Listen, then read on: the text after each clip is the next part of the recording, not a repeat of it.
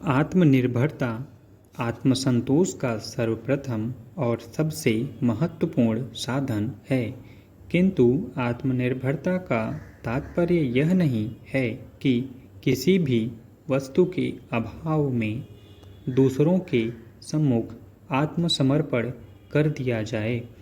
आत्मज्ञान से ही आत्मसंतुष्टि प्राप्त होती है। महाभारत में हमें महापुरुषों के कार्यकलापों के बारे में बहुत से उदाहरण मिलते हैं। पहले जमाने की शासन विधि आज के जमाने की विधि से बिल्कुल भिन्न थी। राष्ट्रद्रोह करने वालों को कठोर दंड दिया जाता था।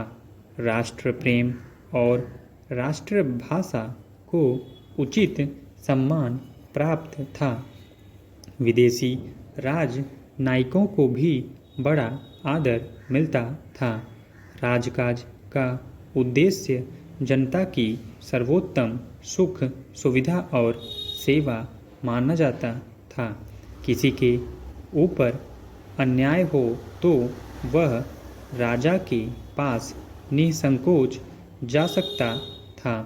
साहित्यकारों, कलाकारों और संगीतज्ञों को भी उचित सम्मान प्राप्त था। किसी का अपमान, अपकार, अपहानि अथवा तिरस्कार करना गंभीर अपराध माना जाता था। जनशक्ति का पूरा उपयोग होता था। जनसंपर्क के अनेक साधन थे। संकटपूर्ण स्थिति में धनी लोग निर्धनों के लिए अपने भंडार खोल देते थे।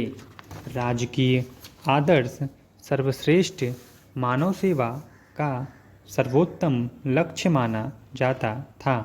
समाज में हिंसा के लिए कोई स्थान नहीं था।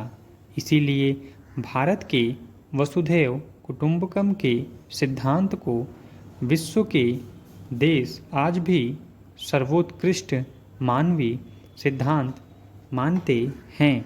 इसी अहिंसावादी सिद्धांत के बल पर राष्ट्रपिता महात्मा गांधी ने भारत को विदेशी चंगुल से मुक्ति और आज़ादी दिलाई थी।